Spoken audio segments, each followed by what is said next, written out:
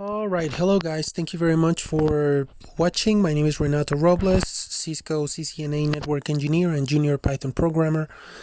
And here we are watching at the Cisco.com official website. This is also a public document, Quality of Service Configuration Guide, Cisco IOS XE and Catalyst switches. These guides are amazing. They're very useful. They're public and they tell us how to configure exactly QoS. They actually are very nice and explain to us a little bit of how it works and why they are what they are useful for. So here Qos Components already starts talking about what we were talking about before. Alright, if you want to know more about how quality of service works, please watch my previous videos and also read the official Wendell Odom guide, where the Cisco CCNP and CCNA enterprise guides, where they explain these basic concepts. Let's go over them a little bit right now, and then we will see how it's actually implemented. So QoS components. Quality of service consists of the following key components: classification, marking and mutation, shaping and policing, queuing, bandwidth, and trust. All right, that's it. Those are the basic QoS components we'll be talking about. And let's start reading. Classification. Classification is the process of distinguishing one type of traffic of another based upon access control list, differentiated services code points, class of service, and other factors. Let's go through it a little bit. If we have, for example, a frame, if we understand the OSI layers already, a frame going out of a host of a computer, and that frame has a specific type of marking when reaching the switch, it will be treated with a specific priority as we define it. That's it. Classification helps us mark in the layer 2, which will be the class of service field, for us to give it a specific type of quality of service mechanism and priority treatment. If it's the Dscp field what we're using instead of the layer 2 field, then we're actually giving it a value in the layer 3. Alright, pretty much the same idea, depending on the value and the number we're giving it. Binary, the binary format, of course. We will be actually giving it a specific special type of treatment whenever it reaches the next hop. We can also base the classification in access lists or MAC address or IP or the network or the VLAN. All right, depending on our needs, we will mark the traffic going out of an interface in order to give it a specific priority. All right, so that is classification. We classify, we distinguish the types of traffic based on those factors. Marking and mutation. Marking is used on traffic to convey specific information to a downstream device in the network, or to carry information from one interface in a device to another. When traffic is marked, QoS operations on that traffic can be applied. This can be accomplished directly using the set command or through a table map, which takes input values and translates them directly to values on output. Look, marking is whenever we use those fields on the frames or packets, and we give them those values we were talking about. in order to identify them. All right. Once we classify them, we mark the traffic. That's it. That's pretty much what it means. Mutation means, according to the encapsulation and decapsulation process from the OSI perspective, as we all know, if we mark certain traffic on the layer 2, for example, if they have a trunk 802.1q field and we are using the QoS field to give it a specific priority, what happens when it reaches a router, for example? Well, the packet gets de-encapsulated. If it reaches a sub-interface for interVLAN routing, or an interface which is set as a default gateway for the traffic to be sent over to the internet, what happens to the layer 2 frame? It gets de-encapsulated. And then the router reads the routing table, looks for the destination interface, and then what happens? The packet gets encapsulated again. It will get a new frame with a new MAC address for the destination, as well as new information on the 802.1q header, if the header is needed for interVLAN routing, or just a regular frame if it will be sent to the internet. So what happens to the QoS value is it gets lost on that information, on that encapsulation process. That's the reason why there's a mutation happening. What we can define is a rule in the router for quality of service, where depending on the QoS marking, the layer 3 will be marked accordingly, and therefore the priority will remain on that traffic. For example, we set a specific priority on the class of service field. On the layer 2, we say priority 5 for voice traffic. That frame reaches the router. The router reads the QoS or the Qos field and says, all right, this is priority 5. Before de-encapsulating and then re-encapsulating for the destination, let's actually save that data in the processing, in the random access memory, and encapsulate to a value. That's an AND logic.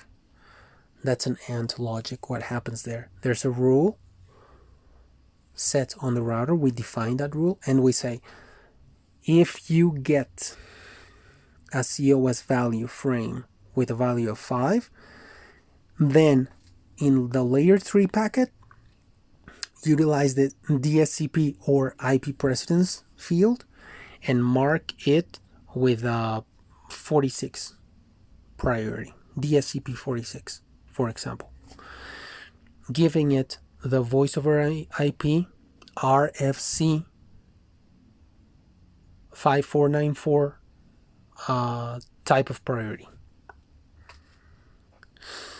All right, so that it's just an and or logic. If the QoS field that arrives is the highest, then mark the layer 3 packet, the Dscp field, with the highest priority. And what happens is that now the packet will get a new frame and all of that. The previous QoS field information got lost, but now the next router will actually treat the packet with the proper priority, because that information will remain in the higher layer encapsulation. That's marking and mutation. Shaping and policing. All right, shaping is the process of imposing a maximum rate of traffic while regulating the traffic rate in such a way that downstream devices are not subject to congestion. Shaping is the most common form, is used to limit the traffic sent from a physical to a logical interface.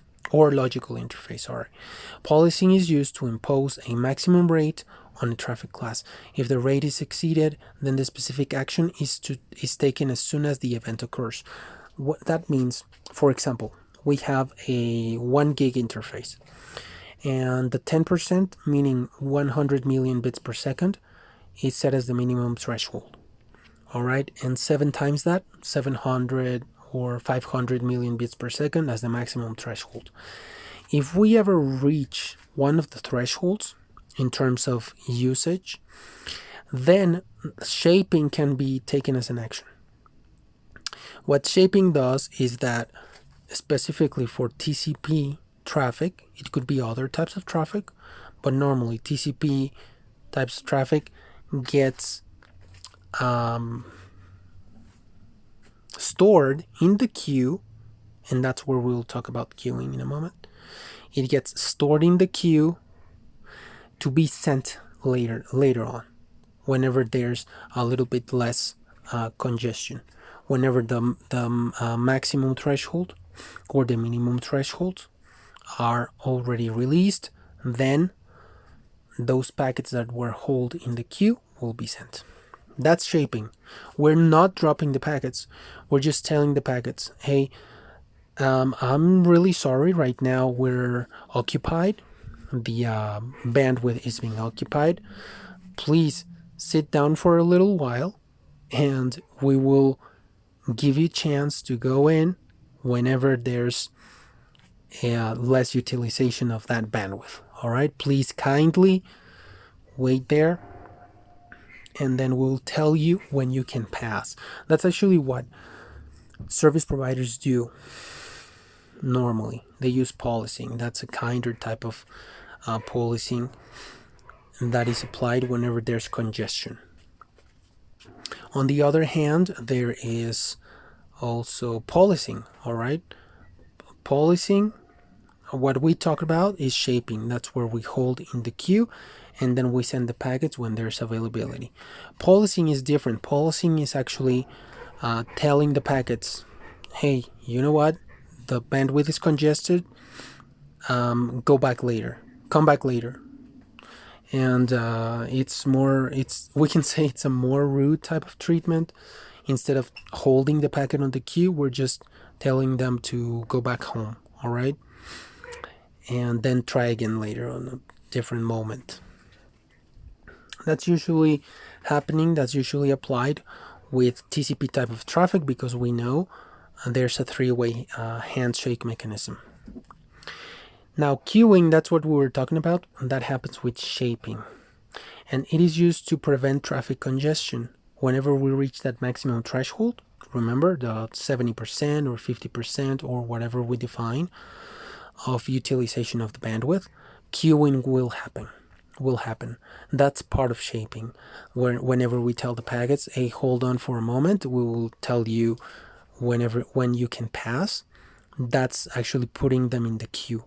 And we can actually specify multiple different rules for queuing depending on the mechanism. All right, weighted for queuing, class-based weighted for queuing, low latency queuing.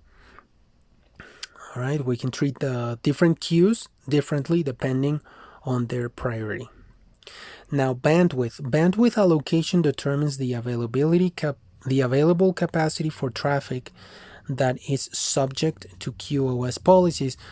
That basically talks about our base information. The bandwidth is measured in bits per second. And based on that, we will determine the minimum maximum thresholds of utilization, and the processor actually will apply any policy that we define based on the bandwidth. All right, so I will put that on the first place. Bandwidth is the most important information that we have in terms of QoS. Trust enables traffic to pass through the device, and the differentiated services code point, precedence, or class of service values coming in from the endpoints are retained in the absence of any explicit policy configuration. That's actually telling us that we can define which devices are trusted in the network. And if the devices are trusted, then any marking on them, like QoS, Dscp, all of that will be taken into consideration. Otherwise, the values, the corresponding values for priorities will be set to the defaults. So normally 0. For example, we can set the switch to trust a specific computer. So if the computer does any type of marking, which would be very rare, but just imagining that would be possible with some special software, then in that case, the marking placed will be taken into consideration and the switch will apply the quality of service mechanisms accordingly. Otherwise, if it's untrusted, it will avoid paying any attention to those markings and actually remark that frame or even layer 3 precedence marking to 0, basically. All right, so if it's untrusted, it will just ignore any type of marking coming from the device for that type of traffic and just set it to the default, to 0, for example. All right, so we continue. QoS terminology. So we have this terminology. The following terms are used interchangeably in QoS configurations: the upstream and the downstream. Basically, if you have a host going, sending a packet, sending a frame to a switch, and that switch is connecting to a core device, to a router, like in the campus type of topology that we typically see in diagrammed bidimensionally in 2 dimensions. It goes upstream, right? Visually, you can actually tell the host is the lower layer of the topology. Switches are actually layer 2, the second layer or access layer. Then we have distribution layer on top. Then we have the core layer on top. And then we have internet even in an even higher layer. That's what it means. Upstream is whenever information is going from the lower layers of the topology to the higher layers. Downstream, it would be vice versa. Information about QoS. QoS Overview. This is a nice review of it, of what we saw before. By configuring quality of service, you can provide preferential treatment to specific types of traffic at the expense of other types of traffic. Without QoS, the device offers best effort service for each packet, so it will treat all the packets the same. If you avoid putting QoS, it will just treat them the same, regardless of the packet's contents or size. The device sends the packets without any assurance of reliability, delay bounds, or throughput. If you have a very powerful bandwidth and whenever you're monitoring it and you notice that it's not being congested, that's when first in, first out is used. So the default QoS mechanism, right? Avoiding any preferential treatment because the bandwidth is just fine as it is. But if we're starting to experience the congestion, that's when we start looking at the specific features that we're reading right now. Low latency, bandwidth guarantee. That's what QoS help us accomplish. Low latency. Why? Because whenever we give preference to the important type of traffic and we define the rule, all right, these voice packets need to be sent before any social media type of traffic. All right, we're introducing the idea of low latency.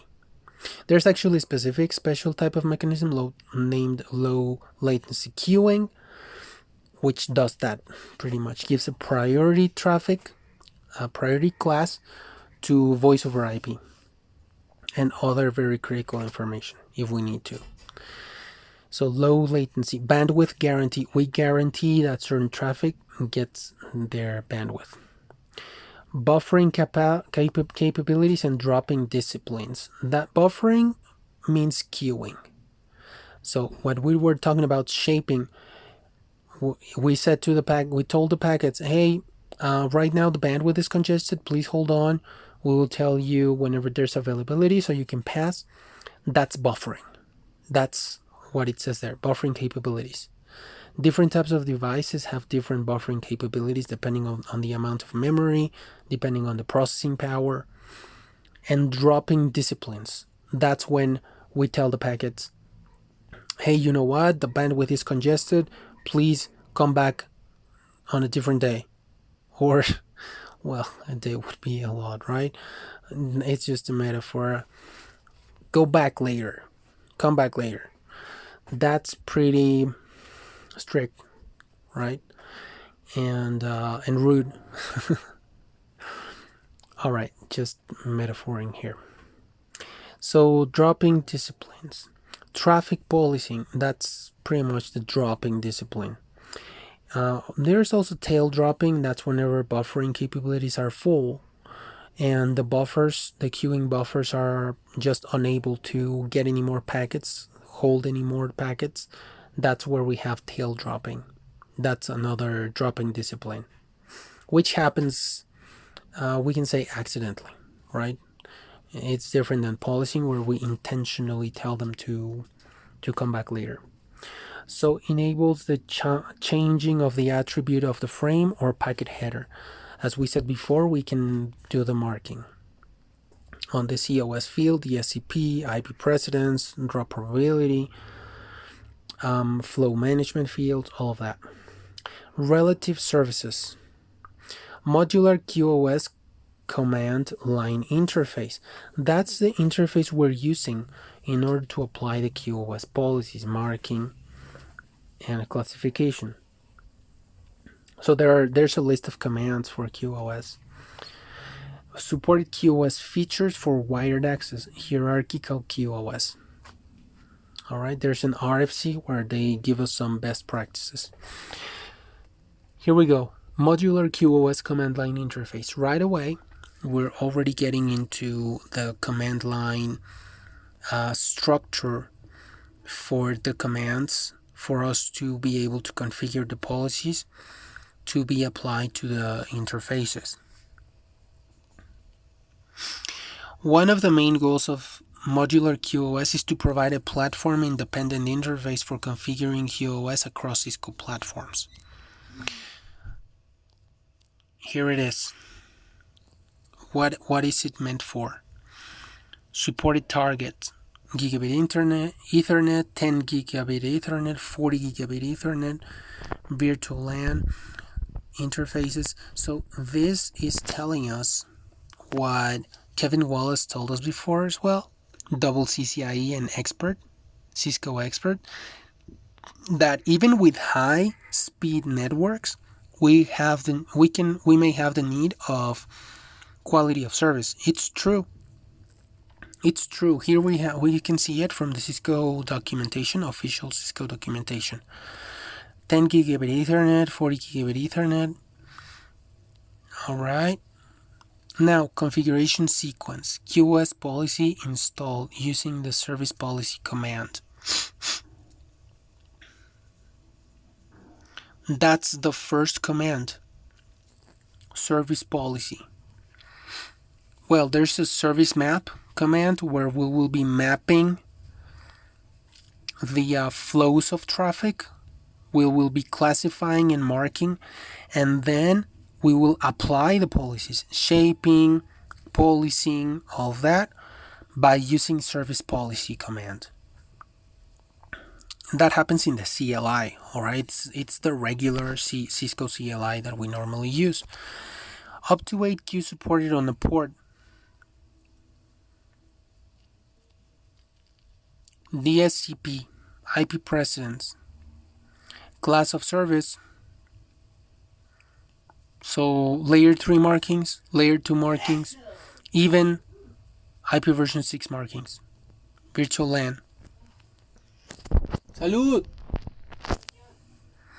Hierarchical QoS. The device supports it.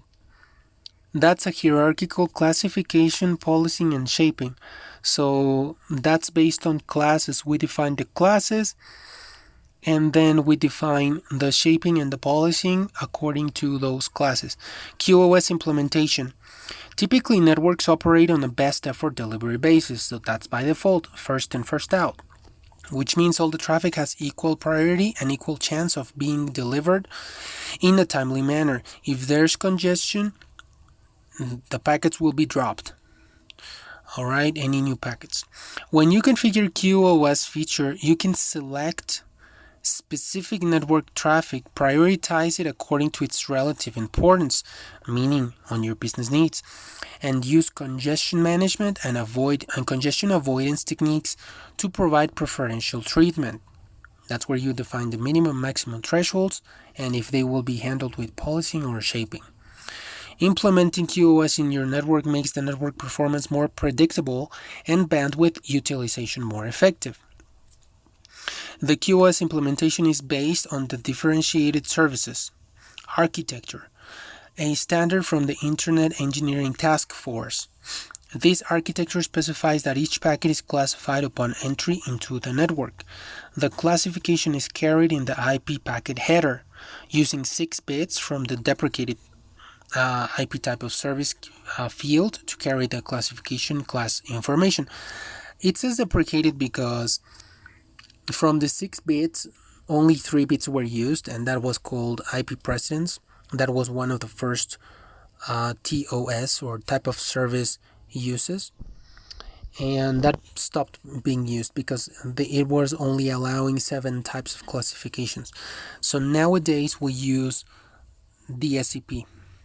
The Dscp field, Differentiated Services Code Point, and it is also like the TOS type of service. It's the same field, but instead of just using 3 bits and leaving the other bits unused, now we're allowed to use 6 bits for the traffic classification, including the priority and the drop probability, and the other remaining 2 bits for flow control. That's what it means. Whenever it says there, deprecated type of service, IP type of service, that's what it means. It's talking about the IP precedence field. And now we use that new DSCP field. Classification can also be carried in the layer 2 frame, which would be the class of service. And because it uses 3 bits on the header, we can actually set those if rules and or that we talked about before. If the QoS field has a specific type of marking, then the router will actually mark the layer 3 packet with a specific DSCP. So it's kind of a programming logic in some kind of way, in a very basic kind of way, just for QoS. Like an if statement, we can say. So QoS classification layers in frames and packets.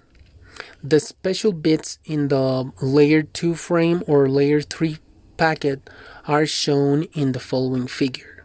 Encapsulated packet, layer 2 header, IP header, and data. Layer 2 ISL or 802.1q. ISL frame, what is that? Trunking. But it's the proprietary ISL type of trunking frame. What normally is used is 802.1q trunking because that is multiple vendor compatible. So normally the tag for QoS is that one right there in the QoS frame. That's where it's set normally, but it can also be applied in the ISL header. There it is. That's the proof that it can happen. Normally it's on 802.1q. That's where the tag is. And we have 3 bits.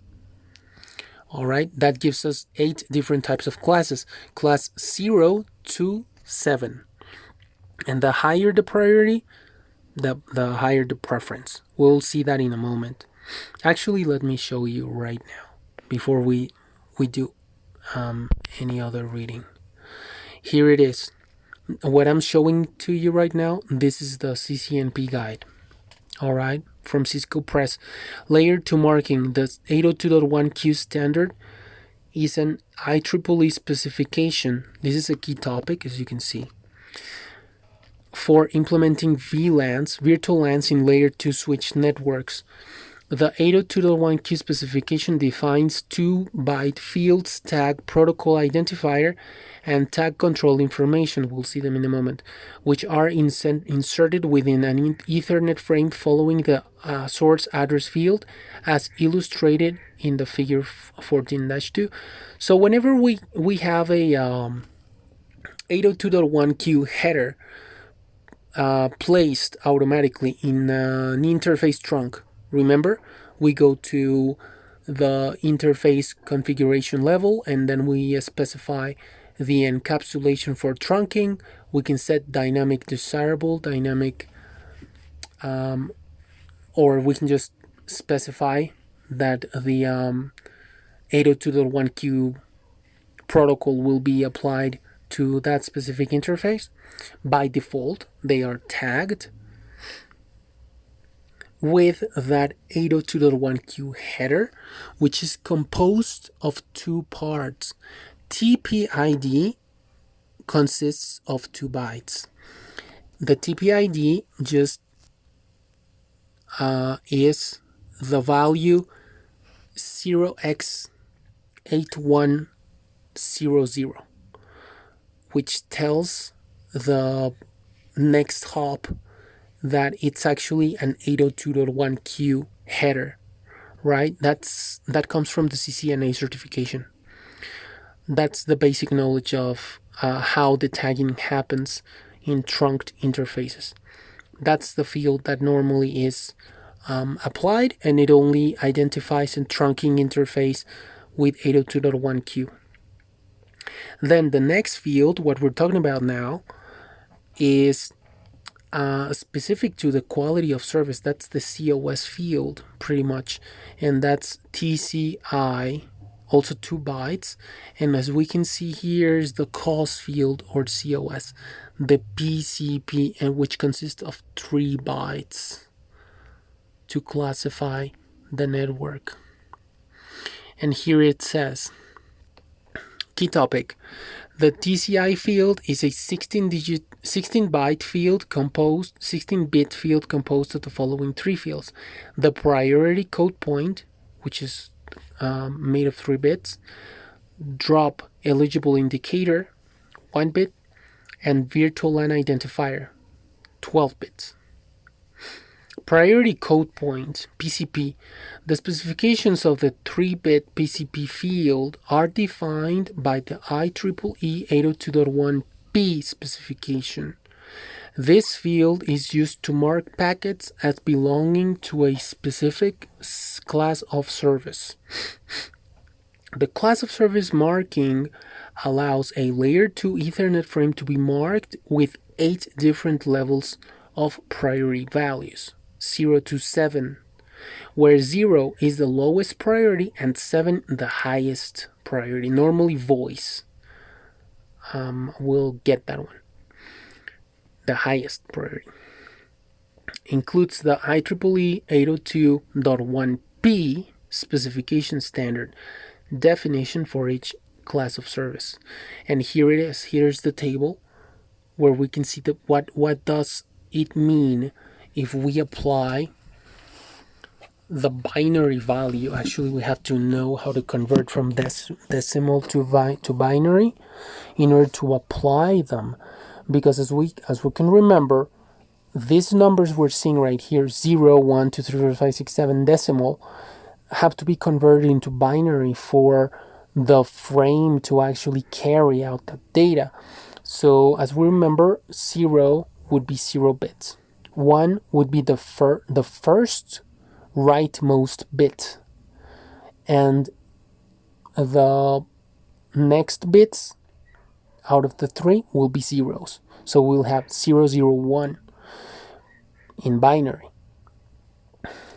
Number 2, we will have 0, 1, 0 in binary. Number 3, we will have 0, 1, 1 in binary. Number 4, we will have 1, 0, 0 in binary. I'm doing the mental calculation right now. 5, will have 110 in binary. 6 will have 1. I'm sorry, the previous one, 5, was 101. Now 6 would be 110, and 7 will be 111. So those are the values actually. You need to know how to convert them in order to actually apply the configurations for them on the packets to be able to understand how they are applied. And now we have an acronym which tells us the nature of them. Normally those are just recommendations as they are defined in IEEE 802.1p QoS definitions. All right, as we remember, IEEE are recommended ways of seeing it. And depending on the business needs, those may be adjusted accordingly. But normally, 0 priority would be background type of traffic. 1 priority, best effort. We're talking about the lowest priority type of data that we can have. All right, as we saw before, those can be social media, BitTorrents, all those things. Excellent effort. All right, a little bit higher priority. Then 3, critical applications. Number 4, video with less than 100 milliseconds latency and jitter. Number 5, voice with less than 10 milliseconds latency and jitter. Number 6, inter-network control. And number 7, which is the highest, network control. All right, so one correction here, voice normally gets 4 or 5 in the practice, while number 6 and 7 normally are network control type of packets. All right, any type of packet that is actually used for controlling the network, such as SSH type of traffic, which is management, right? You connect a console cable and then you want to manage the actual switch and or router. They will get the highest priority. All right, one drawback of using QoS markings is that frames lose their QoS markings when traversing a non-802.1q link or a layer 3 network. So yeah, whenever we mark on the layer 2, that marking reaches the router, and what does the router? It stripes the frame. It takes off the 802.1q marking. Therefore, the 802.1p marking as well. And then that's why we have to set up that rule for the remarking to happen at that point. It says, for this reason, packets should be marked with other higher layer markings whenever possible, so the marking values can be preserved end to end. Now we will be using the Dscp fields and do a marking accordingly.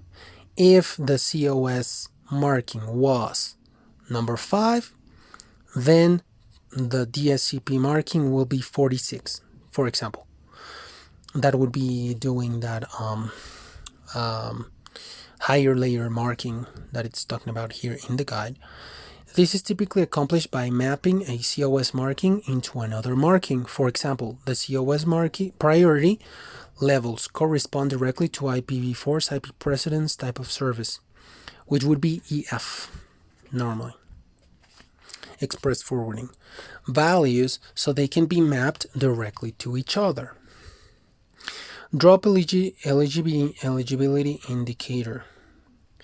The drop eligible indicator field is a 1-bit field that can be used independently or in conjunction with PCP to indicate frames that are eligible to be dropped during times of congestion, or in other words, for policing. There's also a mapping with Dscp because Dscp has a drop probability field. The default value is 0, which would be non-drop eligible, and number 1 is drop eligible. And then the VLAN identifier, which we already knew from the CCNA certification.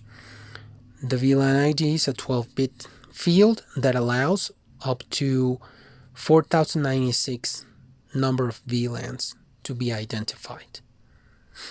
And that's it. That's it for layer 2 marking. We go back to the Cisco official website, and we have layer 3 IPv4 packet marking, which is what normally we use in the Dscp field. But IP version 6 packet marking is also available in case for some reason someone is using IP version 6. It's also available, and that's called a traffic classifier field in IP version 6. Now, layer 2 frame prioritization bits. Here it's talking about that conversion I told you before, where 0 through 7 have to be converted into binary, and that's where we get 3 bytes available. 3 spaces, 4 bytes available. 4 bits, sorry, available. And as you know, if we combine the bits, we get from 0 to 7, right? 3 bits give us values from 0 to 7. They can be marked in ISL trunks or 802.1q trunks. And then it comes right there, layer 3 packet prioritization bits. They're backward compatible with IP precedence values, which were already deprecated. And Dscp values now range from 0 to 63, which actually give us 64 types of traffic available. Let's go ahead and see the official Cisco CCNP guide, what it says about layer 3 marking. As a packet travels from its source to its destination, it might traverse non-802.1q trunks or non-Ethernet links that do not support the class of service field, or the class of service field was actually lost due to the encapsulation process. Using marking at layer 3 provides a more persistent marker that is actually preserved end to end. And here we see a type of service field that's comprised. The previous classification was the IPv4 IP precedence, which used only 3 bits, and then the rest were unused. That's actually deprecated already, as we saw before. Now that what we use is differentiated services code point, DSCP, and the flow control IP field. As you can see, the difference is that there's nothing unused. We can actually use 6 bits and another 2 bits for flow control. Alright, flow control, we'll talk about that later on in more detail. That actually, instead of dropping or shaping packets, just as the packets are arriving, if we set 1 bit and if we enable one of those 2 bits, we actually can send an explicit control notification to the sending device, telling the device, hey, you know what, my bandwidth is starting to be congested. Would you mind slowing a little bit, slowing the packet sending a little bit? And then actually they can agree to that and slow down sending packets from a specific application protocol, which can help you to decrease the amount of queuing utilization, and if you're using policing, drop less packets. IPv4 TOS type of service differentiated services field. Here we have more details. It's an 8-bit field where only the first 3 bits were used. That was the IP precedence, and then the rest were unused. Alright, that was the previous one. Newer standards have redefined IPv4 type of service and the IP version 6 traffic class fields as 8-bit differentiated services field. The differentiated services field uses the same 8 bits and it allows backward compatible with IP precedence. There are still some devices, old devices, that still use the IP precedence only, and that's more than enough sometimes for them to use. So that's why the newer DSCP field is actually backward compatible with them. the 3 bits actually match perfectly with the new bits from the Dscp field. The differentiated services field is composed of a 6-bit differentiated services code point field that allows for classification up to 64 classes, so 0 to 63, and a 2-bit explicit notification field, ECN. Dscp per hop behaviors. Let's read a little bit about it. Packets are classified and marked to receive a particular per hop behavior, forwarding behavior. That's where we started talking about the fact that those 64 values could be too much to classify the traffic. So Kevin Wallace actually explains it. He's a double Cisco CCIE expert, and he actually explains it very nicely. He says, if everyone is important, then no one is important, right? So maybe 64 types of prioritization bits are too much. That would be making 64 types of traffic of some importance. So Cisco actually recommends using only 11.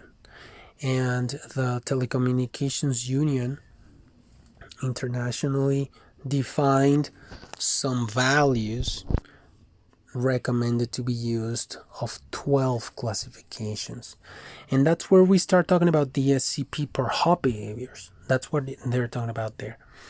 It's just a table where they say express forwarding is using the value of 46, for example. Assured forwarding, then we're using 3 bits for priority, 4 bits for priority we can use, and then 2 bits for drop probability. Alright, they're just standards that help us have the same markings between multiple inter-network communications too. Meaning, if we classify some traffic with specific priority, that to us has that defined value.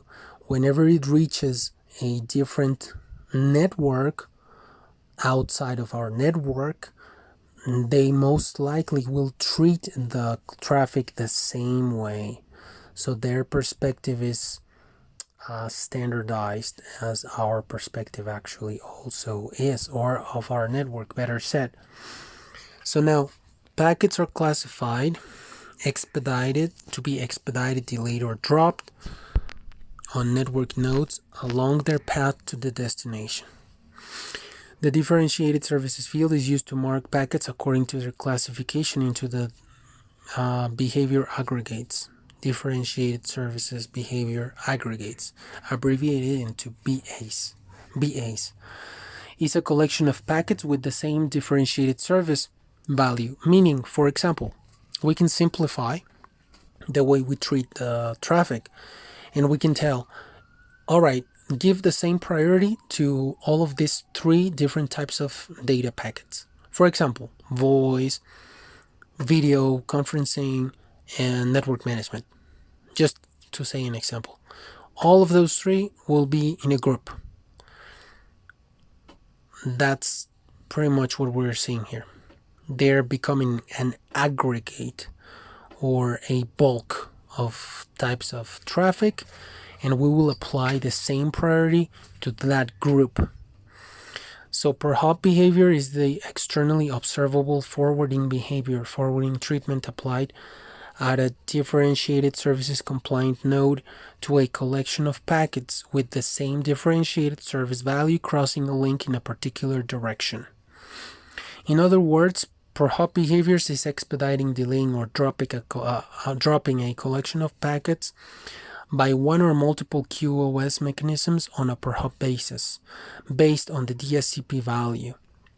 A differentiated services behavior aggregate could be multiple applications, for example, SSH, Telnet, and SNMP, Simple Network Management Protocol, all aggregated together and marked with the same Dscp value. This way, the core of the network performs only simple per hop behavior based on differentiated services behavior aggregates, while the network edge performs classification, marking, policing, and shaping operations. Yes, it's recommended that the network edge or the access layer, as close as the access layer is possible, does the marking, while the distribution layer does the policing and shaping, all of the QoS mechanisms. That makes differentiated QoS model very scalable. All right, then we have the class selector. All right, those are the first 3 bits in the differentiated services code point field, and that's what we're using to determine the class. All right, here are the class selector bits. While in the previous standard they were called IP precedence, in Dscp is called class selector bits. And right there, that's the drop probability on the right side. And here we have default forwarding, assured forwarding, or expedited forwarding, which is just another way of classifying, giving them a name. The expedited forwarding normally is voice over IP, while assured forwarding is normally just the critical data where we ensure a specific amount of bandwidth. All right, and expedited forwarding is used for low delay service, all of the delay sensitive data. And that's the RFC 2474 that changed in favor of the new Dscp. And here we have the class selector bits 5 to 7 are the ones where IP precedence is set. All right, and here we have the definitions of the values too. Something that we can just remember by the conversion from decimal to binary. This makes it a lot easier to remember these values because memorizing them can be pretty tedious. And and it ends up being a pretty big table the more we go deep into it. AF 1, 2, and 3, and 4 are shown as an example, but they can go up to 64. So it's better just to know the mechanics of how it works. It's actually based on binary values. So AF1 is 001 in binary. It's just a matter of converting. AF2 is 010 in binary. AF3, assured forwarding 3, is 011. Assured forwarding 4 is 100. And the precedence corresponds to the binary value too. So it is 1, 2, 3, and 4. The 4 in the table is has a higher priority than 3, and so on. 3 has higher than 1 and 2, etc. So the classes, there are 4 standard defined assured forwarding classes, AF1, 2, 3, and 4.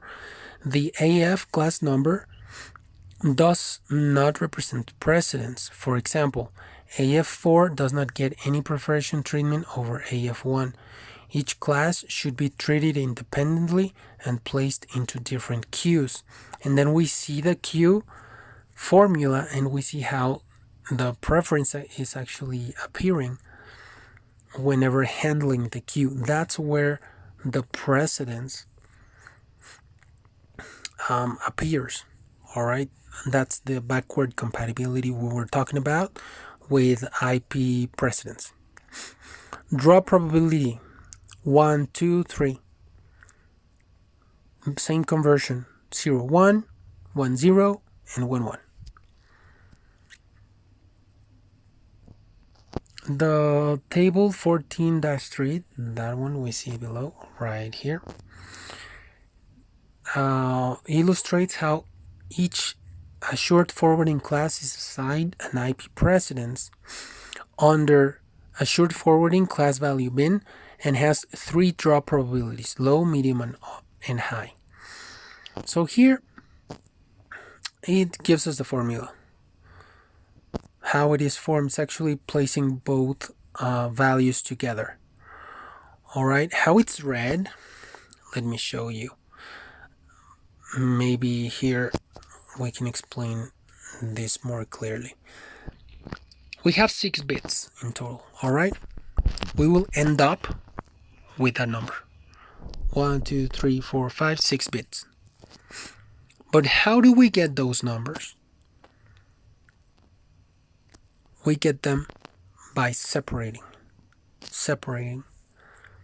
the IP precedence and the drop probability value. Right here it says IP precedence 1 in binary would be 001. IP precedence 2 in binary would be 010. Now, as you can imagine, IP precedence 3 would be 011. Let's check. Yes, 011. See? IP precedence 4 would be 100. We saw it. That's the binary value. We're just converting the values. Now, we get that value from the IP precedence, and that would be the first part of those 6 bits. Look at that. 001. Then here, 010. That was IP precedence 2. Here, 011. That was IP precedence 3. And here, 100. That was IP precedence 4. See? Now, we take drop probability 01 and we put it here in the next group 01. Drop probability 2, we put it here. Drop probability 3, 10. Drop probability 4, 11. And then the last bit is 0. That's the ECN field, explicit congestion notification. As you can see, at the end, 0, 0, 0, 0, 0, 0, 0. All of those at the end have a 0. And then we convert it to decimal. And we get the equivalent of the RFC, per hop behavior value, Dscp value. So if we tell the router, all right, give this specific packet a Dscp value in decimal of 18, for example, or 36, it will convert it to decimal, and then from decimal it will be separated in order to detect the ECN field, explicit congestion notification field, all the way on the right side, the rightmost bit. Then the next group of 2 bits to get the drop probability value, and then the next group of 3 bits to get the IP precedence for the prioritization. So drop probability is referred to as drop precedence. That's just to note. In the test, they may change the naming of it. Alright. Now, let's go ahead and continue with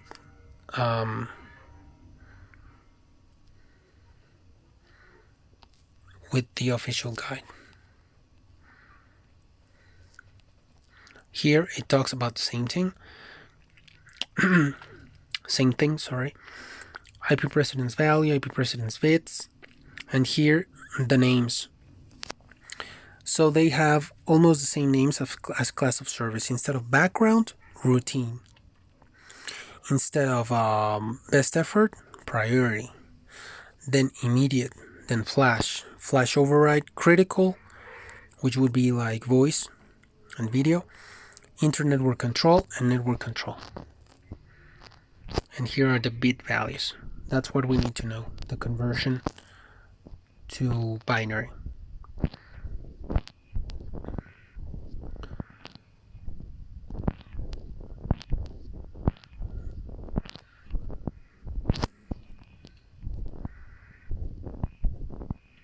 Here it is, configuration. So here it talks about the specific configuration in the CCNA certification. I believe there's just a little bit about it. I would recommend you to review the CCNA certification guide to know to what level of knowledge you need, because normally whenever we're talking CCNA level, quality of service only goes up to the conceptual level. All right, there will be questions about how it works, why do we use it, and that's it. Configuration normally is for a more advanced level, CCNP, professional level. Either way we look at it, just to get an idea of the CLI specific for QoS configuration. So first we go to configure terminal, and then we enable the class map CMAP. With the CMAP command, we go to the specific CLI for the class of service, quality of service configuration. Then we exit and we define another one, and so on. We go ahead and define different mappings. So that's classification happening for us to detect the specific type of traffic that we're getting on an ingress interface. And then we define the priority with the priority command. Then we exit, and then we specify the class maps to be applied. At the end, once we define the class, the class map and the policy maps, the policy map is actually defining if we will apply a policing or shaping depending on the threshold. A little bit in other examples, we also see how we can define the minimum and maximum thresholds.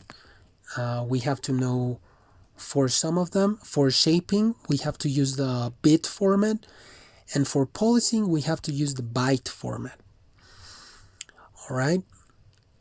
That way we define, all right, if the bandwidth reaches a specific amount of bits per second usage, then start policing or shaping accordingly, according to the priority of the packets. All right, and depending on the priority of the packets that we find, they will be queued or they will be dropped.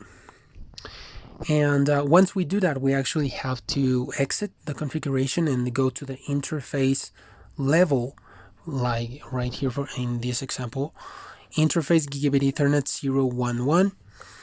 That one is actually applying the policy map and policy to that specific gigabit Ethernet interface. All right, so those are the three steps. First, the mapping is defined to classify and mark the traffic. Then the policy is applied in order to determine the maximum and minimum thresholds and the way that the traffic will be treated in case of congestion, if it will be shaped, if it will be policed. And then the set command will actually help us set the policy to a specific interface that we define. Maybe we already identified the interface where the congestion is happening. Most likely we already have. And that's the interface where we will be applying those policies right there. All right. And that's it. We can go deeper into the details of the configurations. But for the test, I would recommend you to look at those general information details, right? Because that's what they actually ask you for in the test. All right then. So, well, thank you very much. I hope you enjoyed. Remember sharing. Remember subscribing and hitting the bell so that you can get notifications about any future talks. And well, thank you very much. Give it a like and have a good day. Blessings.